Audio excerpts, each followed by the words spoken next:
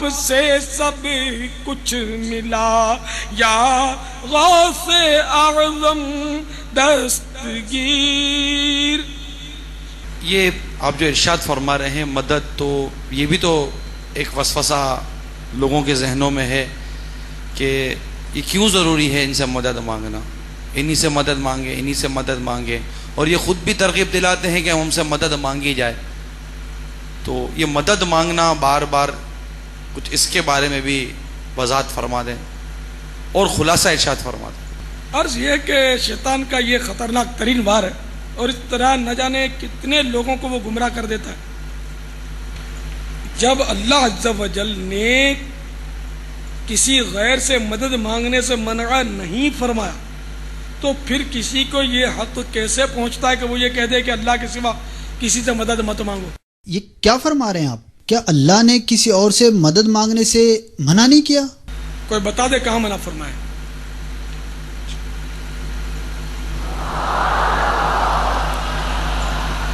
کرچے ایسی آیتیں ہیں جن سے استدلال ہو سکتا ہے، لیکن وہ استدلال جو ہے وہ غلط ہے، اس لیے کہ دوسری آیتوں سے ورنہ تضاد پیدا ہوگا، اور کہیں بھی قرآنی آیات میں تضاد نہیں.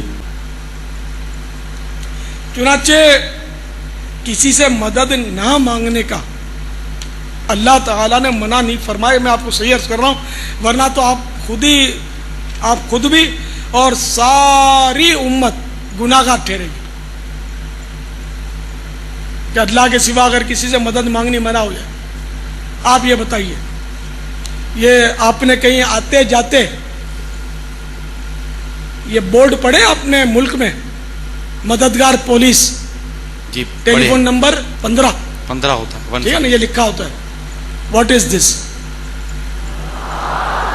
تو یہ تو سارے کے سارے، یہ مدد مانگنا اگر گناہ ہے، گناہ بھی نہیں بلکہ بعض اوقات شیطان وسوسہ ڈالتا ہے تو شرک ہے کہ مدد مانگنا تو مدد کرنا تو اللہ ہی کی صفت ہے، اللہ ہی مدد پر قادر ہے اور کوئی مدد کر ہی نہیں سکتا. اسی طرح کی باتیں ہیں ہے نا، کرتا ہے نا، وسوسہ ڈالتا ہے شیطان. تو میرے بھولے بھالے مدنی بیٹے، آپ غور تو کیجئے کہ یہ مددگار پولیس، یہ دعویٰ کرنے والے تھانے والے سب مشرک ہو گئے، اسلام سے خارج ہو گئے معاذ اللہ. دنیا میں یہ دستور ہے کہ حکیم مدد کرتا ہے، ظلم سے بچاتا ہے، حکیم دوا دیتا ہے، دوا دینا بھی تو مدد ہی ہے. اور پھر یہ کہ ٹھوک بجا کر تو کہتے ہیں کہ فلاں ڈاکٹر کے علاج سے میں ٹھیک ہو گیا. اب مسلمان رہے کیا اس وسوسے کے تحت؟ ہیں تو شرک نہیں ہو گیا؟ يدعو من دون اللہ ما لا يضره وما لا ينفعه، اور وہ پکارتے ہیں ایسی ہستیوں کو اللہ کے سوا کہ جو نہ انہیں نقصان دے سکتی ہیں اور نہ نفع دے سکتی ہیں. ذالک هو الضلال البعید، اور یہ تو انتہائی گمراہی کی چیز ہے کہ انسان ایسی ہستیوں کو پکارنا شروع کر دے کہ جو نہ نفع دے سکتی ہیں اور نہ نقصان دے سکتی ہیں. یعنی اس میں امپلائیڈ ہے کہ اگر مصیبت اور پریشانی میں پکارنا ہے تو صرف اللہ کو پکارنا ہے، اور اس میں پکارنے سے مراد دعا کے لیے پکارنا. ایک ہے ظاہری اسباب کے لیے پکارنا، مثال کے طور پر میں کہتا ہوں بھائی مجھے پانی پلا دے، یہ ظاہری سبب ہے. اس کو اختیار کرنا عین قرآن کا حکم ہے. قرآن حکیم میں ہی سورۃ المائدہ میں آیا وَتَعَاوَنُوا عَلَى الْبِرِّ وَالتَّقْوَى وَلَا تَعَاوَنُوا عَلَى الْإِثْمِ وَالْعُدْوَانِ، نیکی اور پرہیزگاری کے کاموں میں ایک دوسرے کی مدد کرو اور برائی کے کاموں میں الگ رہو. تو یہ قرآن نے ہمیں حکم دیا ہے کہ ظاہری اسباب اختیار کرنے ہیں. اب پیاس لگی ہوئی ہے تو پانی سے ہی بجھے گی. اگر کوئی شخص صرف دعا کرتا رہتا ہے اللہ میری پیاس بجھا دے اور وہ پانی نہیں پیتا تو اسے یہ کہا جائے گا وہ قرآن و سنت کی تعلیمات کے خلاف چل رہا ہے. اب وہ استعانت اور غیر اللہ کو پکارنے کے ایشو کے اوپر انہی چیزوں کی پلی لیتے ہیں اور لوگوں کو غلط طرف مائل کرواتے ہیں. وہ کہتے ہیں دیکھیں جی یہ لوگ کہتے ہیں اللہ کے علاوہ کسی کی مدد نہ مانگی جائے، تو جب آپ بھوکے ہوتے ہیں تو اللہ سے کھانا مانگتے ہیں، جا کے امی سے روٹی مانگتے ہیں کہ جی روٹی آپ امی سے مانگیں گے کہ اللہ سے مانگیں گے؟ اچھا جب آپ بیمار ہو جاتے ہیں تو ڈاکٹر سے جا کر دوائی لیتے ہیں یا اللہ تعالیٰ سے دوائی مانگتے ہیں؟ تو ڈاکٹر کے پاس جانا شرک نہیں، تو ولی اللہ کے پاس جانا بھی شرک اونچی نہیں ہے. ہاں کوئی یہ سمجھے کہ یہ ولی خود سے کرتا ہے تو یہ غلط ہوگا اور یہ ہمارا عقیدہ نہیں. مگر میں لوگوں سے سنتا ہوں، جی میں بیمار ہو گیا تھا، ہسپتال گیا، ڈاکٹر صاحب نے علاج کیا، میں ٹھیک ہو گیا، ڈاکٹر صاحب نے ٹھیک کر دیا. مریض کو لے کے جاتے ہیں، ڈاکٹر صاحب ٹھیک کرو، کہتے ہیں یا نہیں؟ کرنے والا ٹھیک کون ہے؟ اس کو کیوں کہہ رہے ہیں؟ جب قرآن کی آیت پڑھتے ہو ایاک نعبد و ایاک نستعین، پھر ڈاکٹر کو کیوں کہہ رہے ہو؟ چور آ جائے تو پولیس کی مدد، مقدمہ بن جائے تو وکیل کی مدد، ووٹ لینا ہو تو بندوں کی مدد، چندہ لینا ہو تو بندوں کی مدد، کیونکہ چندہ خدا سے نہیں ملتا. اس وقت ان کو فتوے یاد نہیں رہتے، ہر ایک کے دروازے پہ جاتے ہیں. کھالیں لینی ہو تو بندوں کی مدد، نوٹ ووٹ بندوں سے لیتے ہو. میں اگر ولی اللہ کے پاس جاؤں، اس سے کوئی مدد مانگوں تو فتوے لگاتے ہیں. تو میرے بھائیوں یہ تو اسباب ہیں، اسباب کا تو قرآن میں حکم ہے، وَتَعَاوَنُوا عَلَى الْبِرِّ وَالتَّقْوَى وَلَا تَعَاوَنُوا عَلَى الْإِثْمِ وَالْعُدْوَانِ. نیکی اور پرہیزگاری کے کاموں میں ایک دوسرے کی مدد کرو اور برائی کے کاموں میں الگ رہو. ظاہری اسباب تو آپ کافر سے بھی اختیار کر سکتے ہیں. نبی صلی اللہ علیہ وسلم سے اوپر تو کوئی نہیں ہے نا مخلوقات میں. چلیں ہمیں تو یہ کہیں گے نا جی کیونکہ ہمارے سے اوپر بھی اور ہستیاں ہیں، ہم اللہ تعالیٰ تک ڈائریکٹ نہیں پہنچ سکتے. نبی تو ڈائریکٹ اللہ تک پہنچتا ہے نا. تو صحیح بخاری اٹھا کے دیکھیں، آپ صلی اللہ علیہ وسلم کی وفات اس حال میں ہوئی کہ آپ کی زرہ گندم کے عوض گروی رکھی ہوئی تھی ایک یہودی کے پاس. یعنی آپ نے اپنی زرہ گروی رکھ کر یہودی سے گندم لی ہوئی تھی ادھار کے طور پر. یہ صحیح بخاری میں حدیث موجود ہے. تو آپ صلی اللہ علیہ وسلم نے تو یہودی سے بھی مدد مانگی ہے. تو یہ تو ظاہری اسباب ہے، لیکن انہوں نے یہ نہیں کہا المدد یا یہودی میری مدد فرمائیے. یہ تو نہیں آپ صلی اللہ علیہ وسلم نے کہا. آپ نے کبھی یہ بھی نہیں کہا کہ اے جبرائیل المدد میری مدد فرمائیے، آپ تو فرشتوں کے سردار ہیں. کبھی نہیں کہا. تو کس طرح پبلک کو دھوکہ دیتے ہیں؟ ظاہری اسباب تو ہمارے محبوب صلی اللہ علیہ وسلم نے خود اختیار کیے ہیں. یہ معاملہ اور ہے، غائب میں مدد کے لیے پکارنا خالصتاً شرک ہے اللہ کے علاوہ کسی اور کو، اور وہ ہے دعا. ایاک نعبد و ایاک نستعین. اے اللہ ہم عبادت بھی صرف تیری ہی کرتے ہیں اور غائب میں مدد کے لیے صرف تجھی کو پکارتے. اپروپریٹ ٹرانسلیشن بنے گی غائب میں مدد کے لیے، ظاہری اسباب میں نہیں، غائب میں مدد کے لیے. اور قرآن حکیم نے اس ایشو کے اوپر بڑی کلیئر کٹ تعلیمات ارشاد فرمائی ہیں. عبادت کے اندر فی نفسی ہی اس طرح کا شرک اس امت میں نہیں آیا جس طرح کے اگلی امتوں میں تھا، لیکن پکارنے میں وَإِيَّاكَ نَسْتَعِينُ جو عبادت کی اعلیٰ ترین شکل ہے یعنی دعا، اس میں آیا ہے. اس لیے قرآن حکیم نے سب سے زیادہ پکارنے پر زور دیا ہے.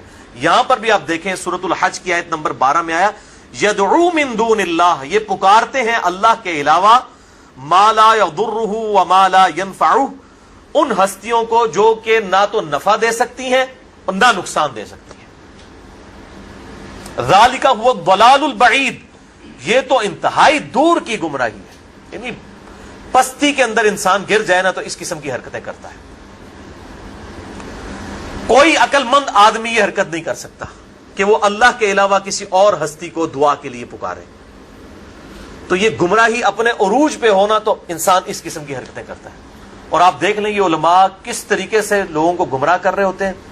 اور میں نے اگلے دن ایک وہ پوسٹ مجھے کسی نے بھیجی، فیس بک پہ لگی ہوئی تھی، ای میل کیا امیج کہ جی وہ ایک شخص جو ہے اس کا دکھایا کہ جی وہ ہاتھ بس ڈوبنے کے قریب ہے، ایک ہاتھ ہی باہر ہے، اور نیچے لکھا ہوا کہ جی یہ جو صاحب ہیں یہ ایسے شخص کے والد ہیں کہ جن کا بیٹا کہتا ہے اللہ کے علاوہ کسی کو مدد کے لیے نہیں پکار سکتے. تو یہ پکارتے رہے، پکارتے پکارتے جب یہ پکارنے لگے اپنے بیٹے کو مدد کے لیے تو بیٹے نے کہا کہ ابا جی اللہ سے مدد مانگنی چاہیے، غیر اللہ سے مانگنا شرک ہے، اور اسی دوران وہ ڈوب گئے. آپ دیکھیں. تو میں اسے پوچھتا ہوں کہ آپ جن بزرگوں کو پکار رہے ہیں، آپ کے والد صاحب کو اگر تیراکی نہ آتی ہو، ہم ان کو دھکا دیتے ہیں پانی کے اندر، دریا بھی ہمارے قریب ہے، تو وہ شیخ عبد القادر جیلانی کو پکار لیں اس وقت، وہ ان کی مدد کو آ کے بتائیں. چلو اللہ کو تو چھوڑ دو نا، اللہ تو مدد نہیں کر سکتا نا، پہلے تو بزرگوں تک پہنچنا نا.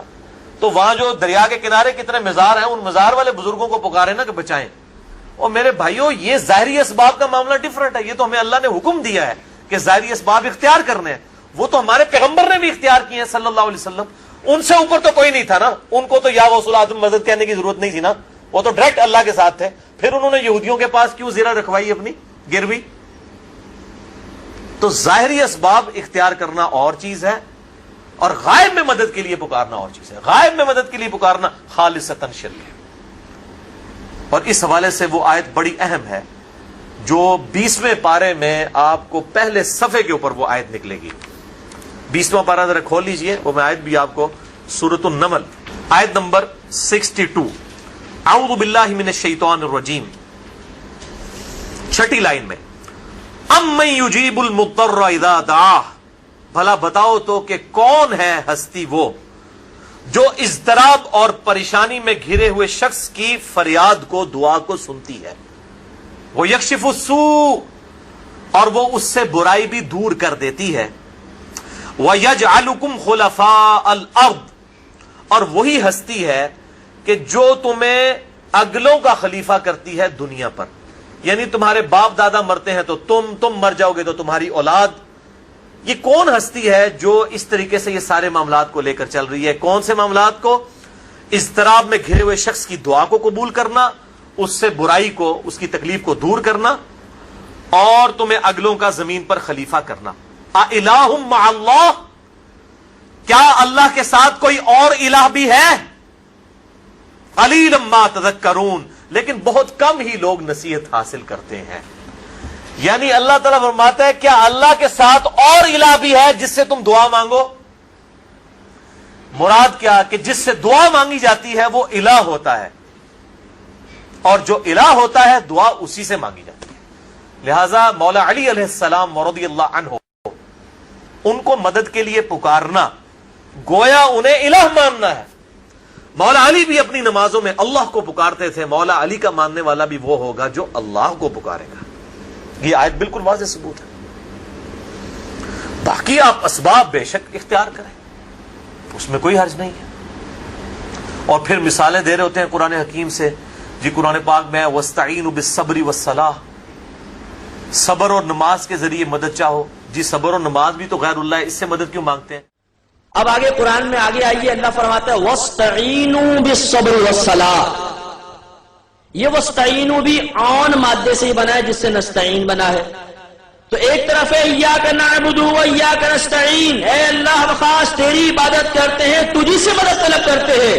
اور دوسری طرف اللہ خود انہی حروف اصلیہ کے ساتھ بیان فرما رہا ہے وَاسْتَعِينُوا بِالصَّبْرِ وَالصَّلَاةِ، صبر اور نماز سے مدد طلب کرو.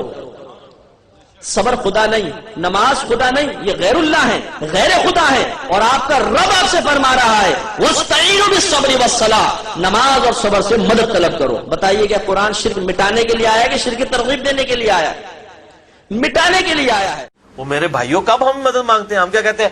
المدد یا نماز، المدد یا صبر. کون کہتا ہے؟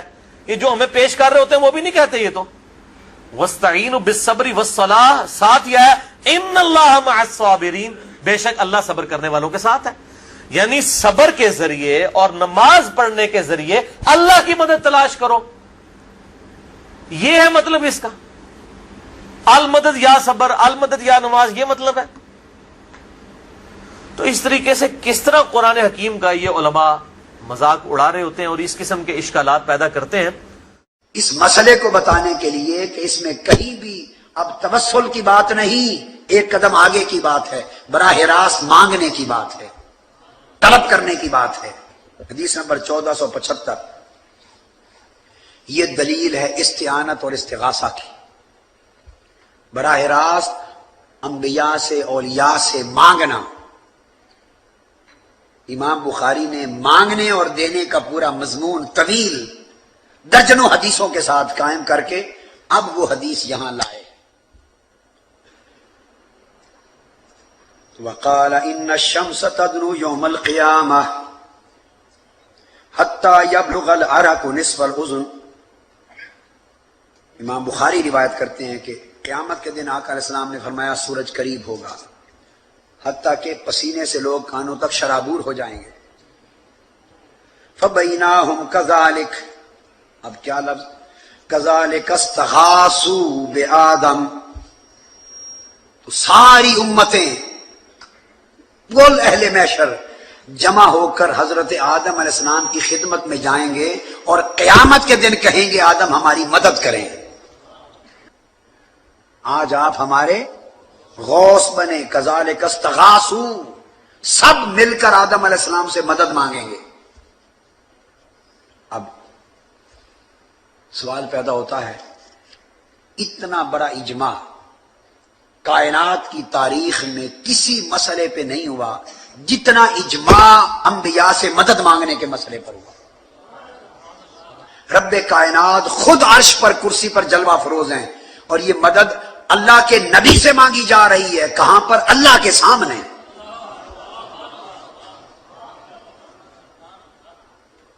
اور بتا کون رہا ہے؟ تاجدار کائنات بتا رہے ہیں۔ وہ یہ نہیں کہیں گے بھئی اللہ سامنے بیٹھا ہے عرش پر، اللہ کے ہوتے ہوئے نبی سے مدد مانگنے جا رہے ہو، اتنا بڑا شرک، اتنا بڑا شرک۔ قیامت کے دن اگر یہ شرک ہے تو کل امت مشرک ہو گئی، معاذ اللہ، استغفر اللہ۔ تو پتہ چلا کہ انبیاء سے مدد مانگنا یہ محشر کے دن کی سنت ہے، محشر کے دن کی۔ اگر آج انبیاء سے مدد مانگنا اگر آج شرک ہے تو شرک قیامت کے دن بھی شرک رہے گا۔ اگر آج استغاثہ شرک ہے تو شرک قیامت کے دن بھی شرک ہوگا، اور اگر استغاثہ قیامت کے دن جائز ہے تو آج بھی جائز ہے۔ پھر آپ صلی اللہ علیہ وسلم فرمانے لگے قیامت کے دن میں سب لوگوں کا سردار ہوں گا، سب کا ریپریزنٹیٹو ہیڈ۔ تمہیں معلوم ہے کہ وہ دن کیسا ہوگا؟ اس دن دنیا کے شروع سے لے کر قیامت کے دن تک ساری خلقت ایک چٹیل میدان میں جمع کر دی جائے گی، اور ایک پکارنے والے کی آواز سب کے کانوں تک پہنچ سکے گی، اور اگر کوئی شخص ایک نظر سے دیکھے تو اسے ساری مخلوقات نظر آئیں گی۔ چٹیل میدان، سورج بالکل قریب ہو جائے گا اور لوگوں کی پریشانی اور بے قراری کی کوئی حد نہ ہوگی۔ قرآن میں ہے نا 50,000 سال کا دن ہے یہ قیامت کا،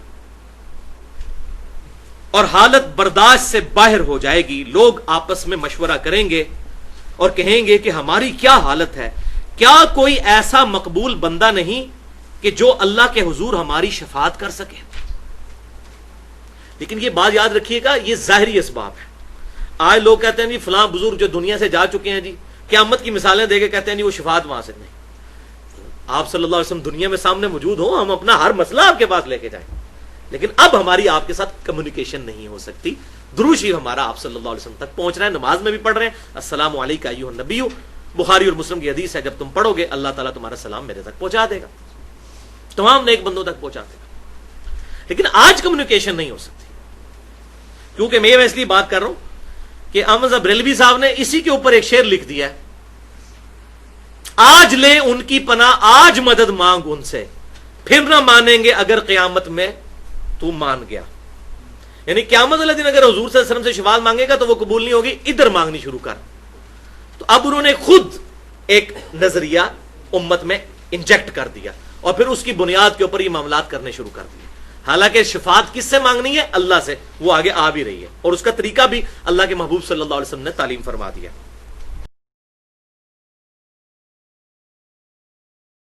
اچھا علی بھائی یہ بتائیں آپ نمازیں کتنی پڑھتی ہیں روز؟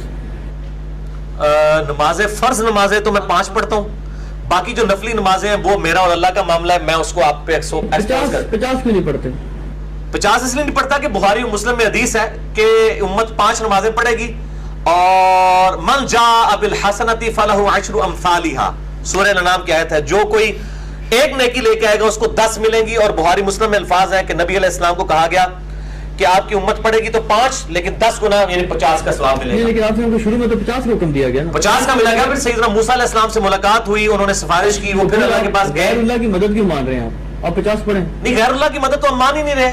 غیر اللہ کی مدد تو تب ہو کہ جب نبی صلی اللہ علیہ وسلم نے وہاں پر کھڑے ہو کر آنکھیں بند کر کے کہا ہو کہ المدد یا موسیٰ علیہ السلام جو یہاں سے ہزاروں کلومیٹر دور ہے، میری مدد کو پہنچ گئے.